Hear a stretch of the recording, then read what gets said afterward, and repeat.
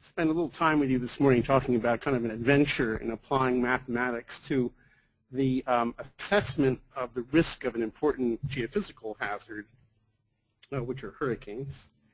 And I want to just start off by saying why apply it at all, because it could be just regarded as an exercise in statistics. And most of you, some of you, I should say, probably have property insurance somewhere. And most of the evaluation of the risks that goes in, for example, the setting your premiums are based on the statistics of hazards that have been observed. And I want to start off by telling you that that's, in at least in the case of hurricanes, a perilous way to do it. Not because statistics don't work, but because we're talking about the statistics of really small numbers. So this is supposed to give you a little appreciation of that. If you look at damage caused by hurricanes in the United States, historically, more than half of it over a period of 100 years has been caused by 8 events. Now, I don't know about you, but I consider 8 to be a fairly small number, at least to do statistics on. There are all these sort of high-intensity events, so-called categories 3, 4, and 5. And more than 90% of damage is caused by these 3, 4, and 5 events, but there are only 13% of all the hurricanes that have occurred. There have only been 30 of them since 1870. So the conclusion we get is that landfalling storm statistics in the United States are simply inadequate for assessing risk. And you can be as sophisticated as you like about the statistics. At the end of the day, you're talking about very small numbers. So can we do better? In addition to the fact that we have a problem with statistics, there's another problem. I mean, the problem with small numbers. There's another problem with the statistical approach, and that is that the statistics may not be stationary. And one, of course, relies on that for an actuarial approach to risk. This blue curve, going back to 1870, shows a metric called hurricane power. It's actually the accumulation over the lifetime of each event in the Atlantic of the cube of the wind speed, and can be shown to be a measure of power dissipation by storms. This is in turn accumulated over all the storms in a given year. The blue curve shows this metric.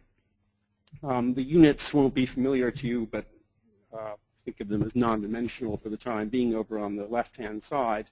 And let me just point out that in the last 30 years, this metric has almost tripled. It's more than doubled. Okay. Now we can get into reasons why this is true. That's a subject of another talk. But I just want to point out that it is true, especially in the last 30 years. We've had pretty good measurements of this. So the statistics aren't very stationary. So there's another approach that one could conceivably use is brute force numerical integration. As you know, that this is our primary tool for understanding the risks that climate change impose, or how climate change might lead to changing risks. But we have a technical problem here. The global climate models, today's generation of global climate models, has computational nodes that are horizontally spaced on the order of 100 kilometers. But the eye wall of a hurricane is a region of very strong frontogenesis, where we're trying to collapse the gradients down to very small scales. And we know from very specialized computational studies, you really have to have computational nodes down in about the 1 kilometer range to really simulate a strong hurricane. Now, at the same time, the circulation extends to about 1,000 kilometers. So you can see that you have a very tough computational problem. When you try to do this, this is what happens. So what you see, there are 3 panels for 3 different parts of the world's oceans that are susceptible: North Atlantic, Eastern North Pacific, and Western North Pacific. And what you see are simply histograms of storms by their peak lifetime intensities. The black curve is the observed histogram, and the red curve is from a state-of-the-art climate model. In fact, it's sort of better than state-of-the-art. It's not actually used much for simulations because it's very expensive. It has computational nodes on a sphere that are only 50 kilometers apart. And that does produce a tropical cyclone-like phenomenon. The histogram of that's shown in red. Now, the vertical bar shows the arbitrary categorization, category 3, and higher is to the right. So basically, the destructive storms are all to the right of that curve. So the bottom line is that these global models simulate precisely those storms we're not, as a society, terribly interested in, and don't simulate the ones that really pose the risk. So today, we can't use global models directly to assess hurricane risk. We can say something about the frequency of all events, but that's not particularly interesting except to meteorologists. This is simply to show that if you go to a specialized numerical framework, this is an axisymmetric model where you can create almost arbitrarily high resolution, and you run a simulation that shows the peak wind in the model domain is a function of time, and the only difference among those curves is the horizontal spacing of the nodes in the circular coordinate system. 15 kilometers is blue. That's already much better than the 50 kilometers of the global model. 7.5 is green, 3.75 is red, and then the light blue is a theoretical estimate of peak intensity these models should get. Well, you can see that by 3.75 kilometers, maybe you're starting to get close to convergence, but you probably want to do a few more experiments. In any case, you're not converged until you're way, way below the 50 kilometers that we can achieve with global models today. So what are we going to do about this? If we want to use physics or computation to assess hurricane risk, I've just shown you brute force doesn't really work, at least not yet. So the option I've discussed, we could call brute force and obstinacy, and maybe that will get us somewhere. What do I mean by brute force? This is a photograph of the Earth simulator in Japan. You just throw as much computational resource at the problem as you possibly can. And then, of course, you can get a little bit more sophisticated by, and I sort of take this to be part of what I'm calling brute force. You can embed in your large model domain successively fine meshes. So you think of this outer mesh as being embedded in a global climate model, and then successively finer meshes, the inner ones of which are designed to follow the tracks of storms that you see in green and blue there. Okay, so you can imagine coding something like that up. All right, it's actually done. This is actually done in numerical weather prediction in aid of actually forecasting ongoing individual storms, but it's very inelegant and very computationally expensive. So besides brute force and obstinacy, and the subject of this talk is applied math and modest resources as an alternative to that. Now, what do I mean by applied math and modest resources? Well, okay, there's room for theory here. And that's, in my view, a modest resource. So that's what I won't be talking about anything less modest than what you see on this picture. So I'm going to begin by talking about a specialized computational model that I wrote back in the 1980s for students taking a laboratory course. That's what it was written for. And what we did was, and this is where the applied math comes. There's nothing very sophisticated, by the way, about this applied math. It's something that computational people used to do a great deal in the 60s and 70s, but sort of gave up on, at least in my field they did. I'm not sure in other fields. And that is to explore mapping the equations themselves. I don't mean the difference equations, but the PDEs into different spaces, into different coordinates. And so this particular model's effective radial coordinate isn't radius, isn't distance from the center. It's angular momentum per unit mass, m there, which is the product of radius and tangential or swirling velocity plus the part of the angular momentum that's due to the fact that you're on a rotating planet. So there's a part that's proportional to the angular velocity of the Earth's rotation.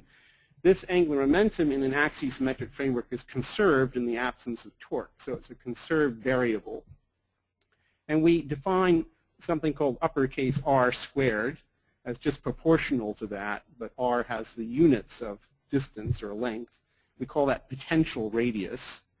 And so we're going to phrase the PDEs in this coordinate system. For those of you who may know something about this, is very parallel to the development of something called semi-geostrophic theory.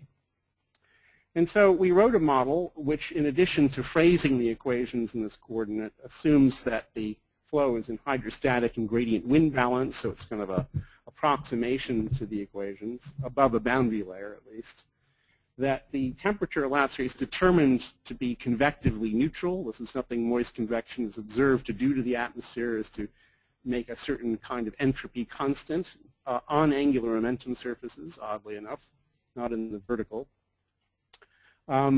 We assume certain things about how convection works. It's not explicitly simulated, it's parameterized.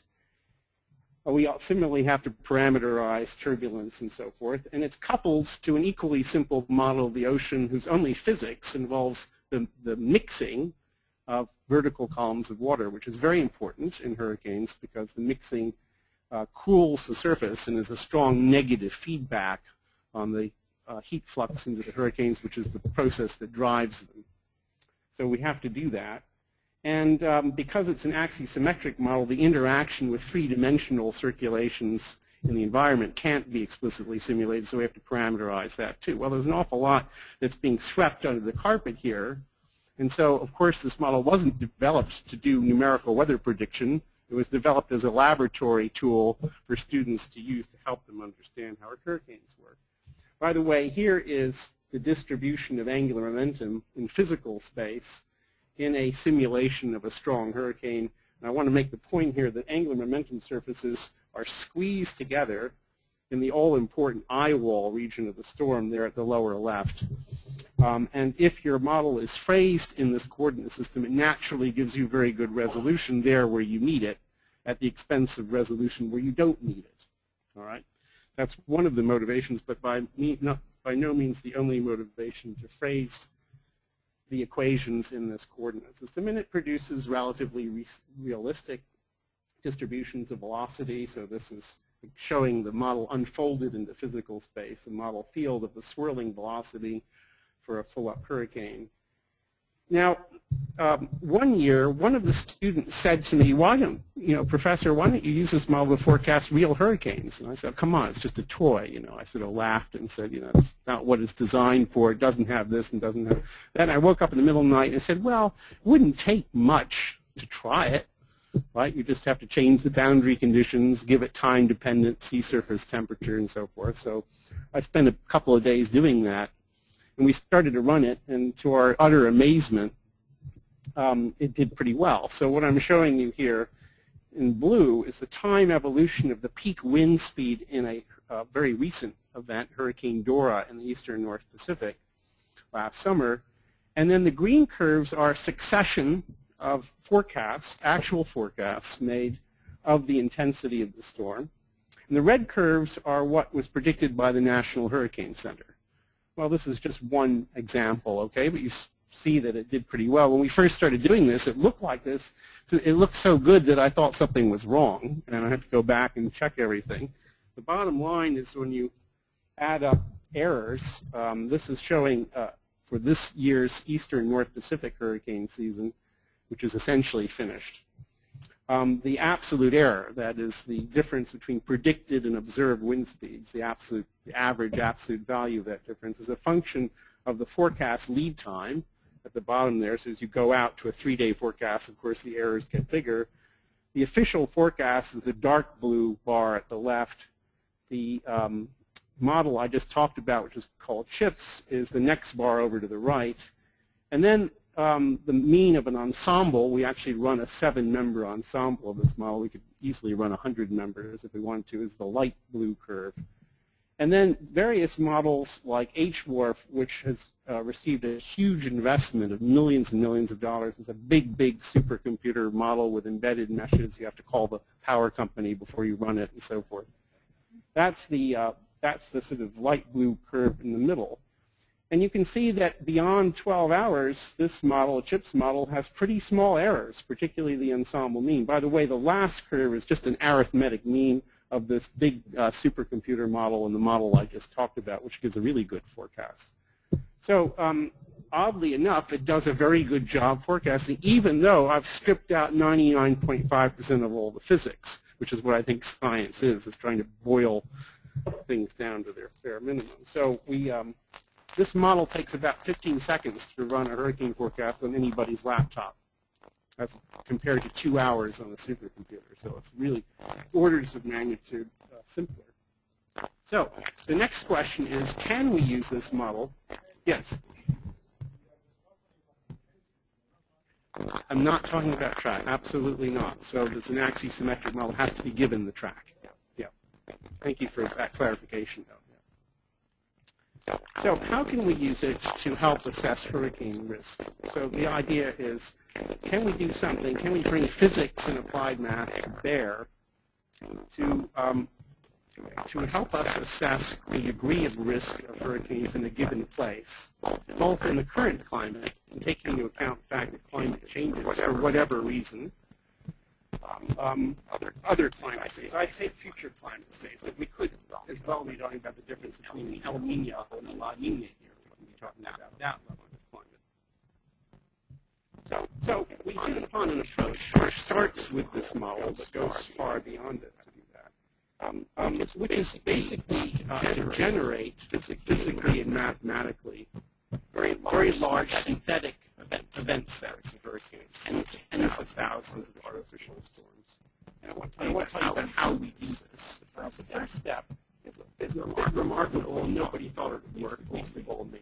And that is that we begin by seeding the global, seeding the whole planet with a large number of tropical sized weak vortices. And we start actually getting climate of climate state, as might be described now as operational analysis of the weather or climate or a reanalysis for that means. We take that state, seed it these perfect random space and time. Then as where the seeds move, and this gets to Michael's question. Here take the large scale flow in the climate model analysis, and we make the fact that hurricanes pretty much move with a weighted vertical mean of the large scale environmental flow. It's called the beta injection model. It's very simple. We just assume the seed disturbances move with a suitably defined weighted mean. Plus a correction with the fact that vortices on a sphere, even if the environmental flow is zero, can be shown to drift forward or westward. It's called beta drift. Then we run this intensity model for each of those events. Now in practice, the intensity model predicts that something like 90 to 95 to 98% of those seeds just die. Okay, they're in the wrong environment, so they don't develop, and they're discarded. And the remainder are considered to be the climatology of events. So it's a random seeding followed by natural selection approach, if you will. All right. So only those seeds put down in large-scale environments which are suitable for the intensification of tropical cyclones will develop. So the survivors constitute the climatology. Now, everybody knows in my business that real hurricanes develop from pre-existing disturbances. And one would have supposed, and I certainly did, that the real probability distribution of genesis events is some kind of multiplication of a probability distribution of the suitability of the environment with a probability that a kind of external disturbance, like an easterly wave from Africa, would come along. We don't take any account of that second PDF in this method, and yet it produces fairly reasonable results. Now I have to give you one little technical variation on this. I've already said that we postulate that these storms move with the environmental flow plus a correction, and at some kind of vertical mean. In practice, we use a weighted mean of the flow at just 2 levels in the troposphere. And rather than to use the actual winds from the reanalysis or climate model, we create synthetic wind time series, which are nothing other than just Fourier series of random phase in time. But they're enforced to have the correct, that is the global climate model or reanalysis, produce monthly mean winds, and the whole variance and covariances among the 2 different wind components at the 2 different levels are forced to be correct. And therefore you can create a potentially infinite number of realizations of atmospheric environmental flow that have the key statistics that are derived from the global climate model. That's the only reason we do that. So on the left, you see an example of the survivors, the genesis points of the survivors from this random seeding method for a simulation of Atlantic storms. And on the right, you see observations, and I must have been half asleep when I made this slide because I didn't constrain this to have the same number of storms in each case. There are many more storms in the random seeding case, so I apologize for that. You can see that there is some similarity in that distribution, but there are some interesting differences. There are observations that are probably not correct, like the genesis of an event just off of Long Island. We know that never happens, and that was probably a mistake, that was an extratropical cyclone that was miscategorized as a tropical cyclone. And here's sort of a random example of 50 tracks from a simulation in the current climate, color-coded by intensity. Well, you can do a lot of statistics on the tracks to evaluate whether they're like historic or statistically like historical tracks. I don't have time to show you that, but if you're interested, we can discuss that. Very importantly, if you look at intensity probability distributions, this is a cumulative or exceedance frequency diagram of events in the Atlantic. This is the lifetime peak wind speed for each event, categorized by their, well, just showing you the number of events that exceed the maximum lifetime wind on the bottom axis. The blue is from observations, and the red is from this random seeding technique. And the important thing is we get the tail of the distribution, because that low frequency tail is what does all the damage. It's not the large number of events over on the left. And it's the global climate models, of course, truncate this distribution rather severely. Of course, we can put this in other forms. Some people like return periods, which is just the inverse of the annual probability. This is for storms filtered to be striking the coast of New England. The blue dots are what you get from the large number of synthetic events. The green dots are inferred directly from historical events. And the red curve is a GeV fit to the blue dots. Now, we can do other things. We can couple these synthetic hurricanes, for example, to models of storm surge. Storm surge is very important, and I won't talk about it very much because ideally for me it's the subject of the next talk by Clint Dawson, so he'll tell you about storm surges.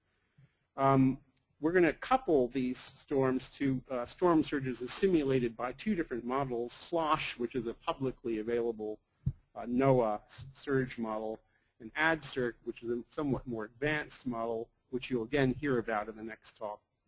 I won't say much about that. And thereby we can generate probability distributions of events at desired locations.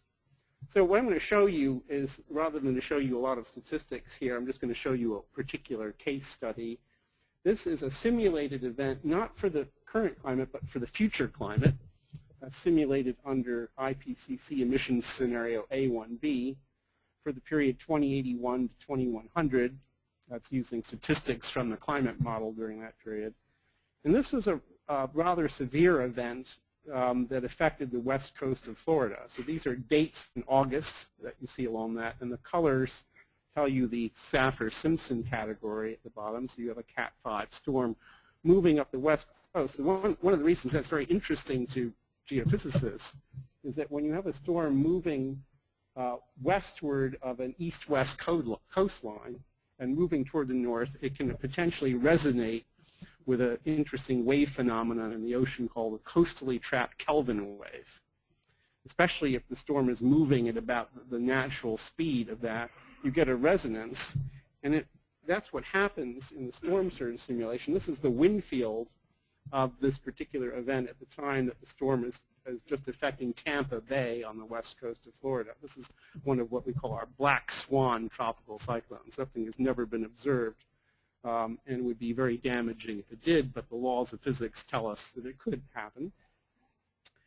So we're going to run that using a ADCIRC, which has a very nice adaptive, or rather a sort of unstructured grid like this, with very fine resolution along the coast. This is for the Gulf of Mexico, in case you're wondering where that is. Florida is over on the right. We're going to use that mesh to estimate the surge. And here's the peak surge amplitude along the west coast of Florida accompanying that event. And if you look at the scale on the right, you can see that in Tampa Bay you have a surge of about 14 meters. Okay, well, Those of you who've been to southern Florida know there are not that many places in southern Florida that are higher than 14 meters, so this would be a very damaging surge. These are one of the things that we're interested in when you run events that you would have to wait 1,000 years to sample in reality. When you can do that easily with a synthetic technique, you can see the real outliers, and those are interesting, of course. Here is a completely different application of this method. We can use this method or apply this method not just to the present climate, but to other climate states. Here's work I did with Alexei Fedorov at Yale, applying this technique to a simulation of the climate of the Pliocene period about 3 million years ago, when the Earth was somewhat warmer and the tropical Pacific had somewhat more zonally uniform temperatures. So the tracks and intensities of synthetic events for the present day climate is simulated by the same model, but with current boundary conditions at the top. For the Pliocene period is at the bottom, and you can simply see, without elaborating too much on it, that the distribution of events gets very different in the Pliocene. So let me wrap up here. It's really a fairly simple idea. History is too short, and although I didn't talk about it, too inaccurate. Historical storm statistics are too inaccurate to make really good deductions of risk from tropical cyclones. And that would be true even if the climate were stationary. We just don't have a long enough, good enough record for statistics to help us, even in places like Florida that have a lot of storms. Global models and most regional models are simply too coarse, and will remain so probably for at least another decade, to simulate reasonably intense tropical cyclones, the ones that in practice do the damage. And another problem I didn't mention is that these globally and regionally simulated tropical cyclones are generally not coupled to the ocean, and although I didn't talk about this in my talk, it's very important that you do that. If you decouple from the ocean, if you don't allow the ocean to respond, you get somewhat warped answers. We have developed a technique that I described here for downscaling global models or analysis climate data sets using a high-resolution coupled TC model phrased in angular momentum coordinates. I didn't say so, but to generate these synthetic tracks, we only use 50 computational nodes in the radial direction. That's a pretty small number, which is one of the reasons it's fast. But because they're in angular momentum coordinates, those nodes are squeezed very close together in the eye wall. It's a much more natural coordinate system in which to integrate a hurricane. The model that we developed does show some skill in capturing the spatial and seasonal variability of tropical cyclones. It has a really good intensity spectrum, and although I didn't say this, if you run it separately for El Nino and La Nina years, it dutifully predicts the observed differences in the storm characteristics between those 2 years. And again, I didn't say this, but it also does quite a nice job in hindcasting the effects of the warming oceans that we've seen over the last 20 or 30 years or so. So I'll leave you with those points. Thank you.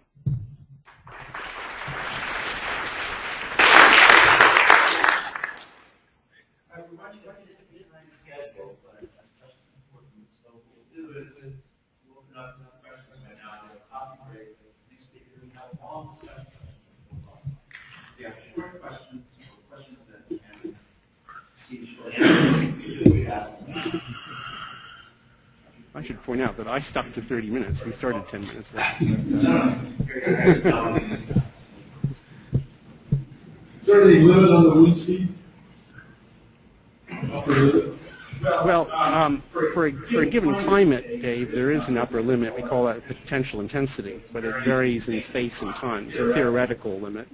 Most storms don't achieve this limit, but a few do in a given sample. There are a lot of adverse environmental effects that can prevent a storm from reaching a theoretical limit. The theoretical limit does increase, for example, with global warming.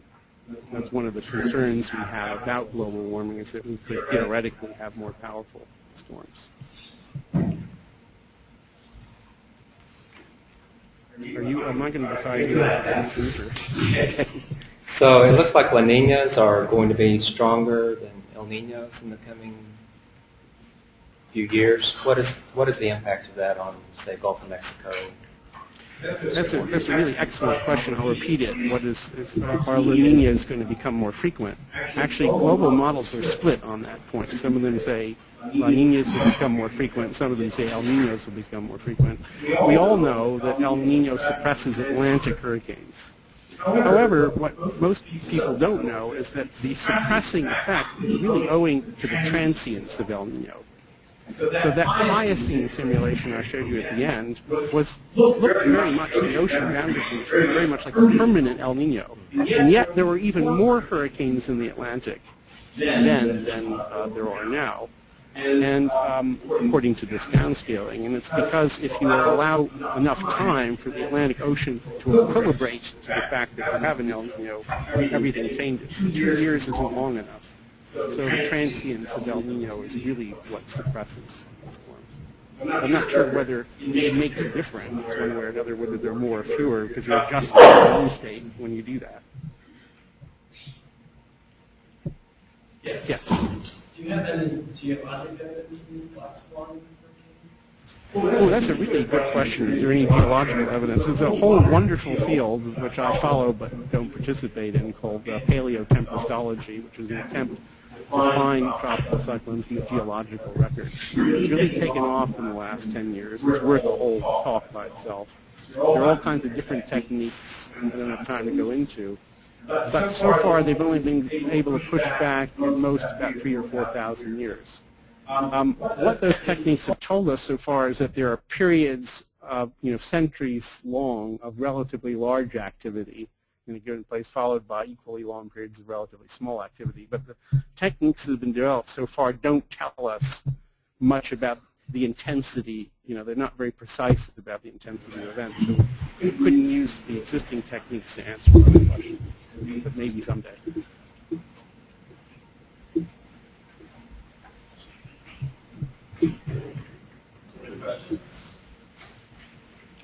It's also worth checking, are there any questions from the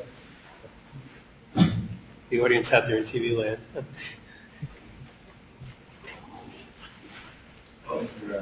Is there anybody who knows the answer to that question? Are there questions from TV land? Well, I checked with the webcasters over there, and they said no. No. Okay.